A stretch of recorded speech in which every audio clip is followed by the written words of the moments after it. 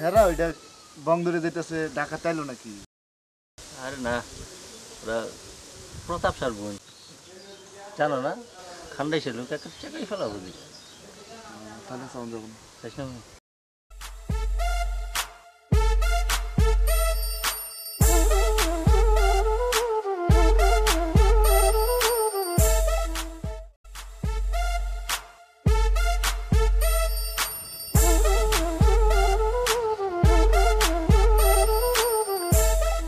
আসসালামু আলাইকুম।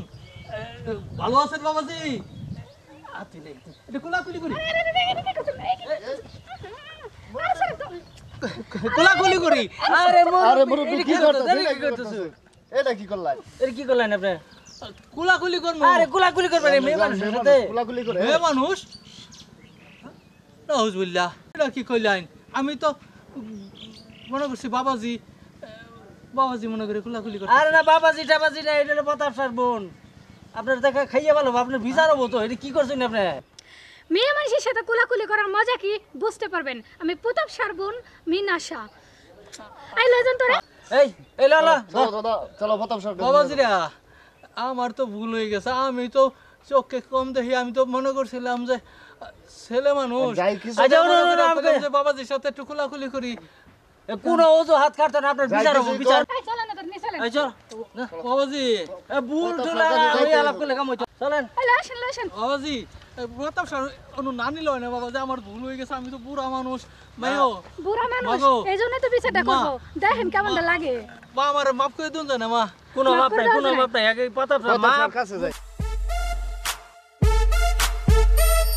আমি যতটুকু শুনতে পারলাম, আপনি যে অপরাধ করেছেন, ক্ষমার অযোগ্য অপরাধ করেছেন মুরব্বী।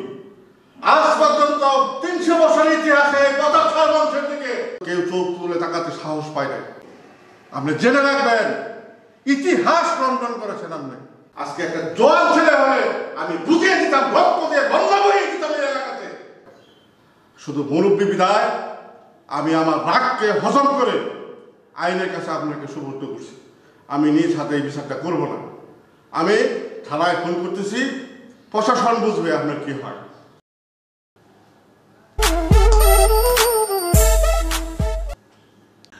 একটু দয়া করুন হুজুর, একটু দয়া করুন, মাফ করে দিন হুজুর, একটু দয়া করুন হুজুর। আমি বুঝতে পারি নাই হুজুর। আমি মনে করছিলাম যে বাবাজির সাথে একটু কোলাকুলি করি, ছেলে মনে করিয়া মনে করছিলাম। আসলে আমি বুঝতে পারি নাই হুজুর। আমার মানে তো নষ্ট করে নিয়েছে হুজুর। হুজুর পুলিশে ধরাই দিয়ে না হুজুর, সাইডে দেন হুজুর, হুজুর মাফ করে দেন হুজুর, হুজুর একটু দয়া করুন হুজুর। কখনোই না, প্রতাপ স্যার আইনে ভুলের কোনো ক্ষমা নেই। তুমি আমার পরিবারের দিকে হাত বাড়িয়েছো, মুরব্বী তোমাকে শাস্তি পেতেই হবে। ক্ষমা করে দেন হুজুর। কখনোই ক্ষমা পাবে না মুরব্বী, শাস্তি তোমার হবে, হতেই হবে, শাস্তি তোমাকে পেতেই হবে। বড় ভাই, বেয়াদবি মাফ করবেন। আমি প্রতাপ শাহ বংশের ছোট ছেলে।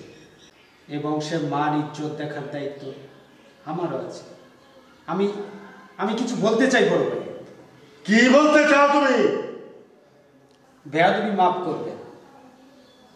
এটা গ্রাম, এই গ্রামের মানুষগুলো অত্যন্তই সহজ সরল। আর গ্রামের মানুষগুলো আপনাকে অনেক ভক্তি করে, অনেক শ্রদ্ধা করে। আসলে আমাদের ছোট বোন শহর থেকে যে পোশাক পরে গ্রামে আসছে, গ্রামের মানুষগুলো এইসব পোশাক দেখে অভ্যস্ত নয়, তারা অনভ্যস্ত। উনি মুরব্বী মানুষ, উনি ঠিকভাবে চোখে দেখে না, ঝাপসা দেখে। তো উনি তাকে সালাম দিয়েছে, তার সাথে হ্যান্ডশেক করেছে, কোলাকুলি করতে গেছে। এটা তার ভুল কোথায়? ভুল তো হয়েছে বড় ভাই আমাদের ছোট বোন মিনার। উনি যে পোশাক পরে গ্রামে আসছে, গ্রামের মানুষ এইসব পোশাকে অভ্যস্ত না। তুমি কি বলতে চাও ছোট, বুঝিয়ে বল। বড় ভাই, এই গ্রামের মানুষ আপনাকে প্রভুর মতো দেখে। উনি মুরব্বী মানুষ, উনি না বুঝে একটা ভুল করেছে। আমি আপনার কাছে ওনার পক্ষ হয়ে অনুরোধ করছি, আপনি ওনাকে ক্ষমা করে দেন। ঠিক আছে ছোট, আমার বংশের পরম্পরা থেকে প্রায় 150 বছর যাবত আমরা শালীর বিচার করে আসতেছি। তুমি আমার বংশের ছোট ভাই, কারো কথায় কখনো অবমাননা করা হয়নি, তোমার কথা হবে না। শুধুমাত্র আজকে তোমার কথায় আমি এই মুরব্বীকে ক্ষমা করলাম। আর তোমাকেও বলছি, তুমি মিনাকে একটু বুঝিয়ে দিবে, গ্রাম শহর সেজন্য ভেদাভেদ বুঝতে পারে এবং শিখে। যার মুরব্বী, আমি আমার ছোট ভাইয়ের কথা আপনাকে ক্ষমা করলাম, আর আপনার চোখের চিকিৎসা আমি করিয়ে দেবো। ছোট তুমি কালকে ওনাকে হাসপাতালে নিয়ে চোখের চিকিৎসা করাবো। ভালো থাকবে। আপনাদের কথা হইনা মনটার মধ্যে খুব শান্তি পাইলাম। ছোট হুজুর, আমি আল্লাহর কাছে দোয়া করি, আল্লাহ আপনাদের দুই ভাইয়েরে, আপনাদের এই শাহ বংশের খুব মানিজ্যতে রাখুক, এখন যুগ যুগ ধরিয়া আপনাদের সম্মানের সহিত রাখুক। আর মা জননীর বললেন যে আমার এই মা জননী যেন মুরব্বীর একটু মাফ করে দেয়। তাহলে আসি, আসসালামু আলাইকুম।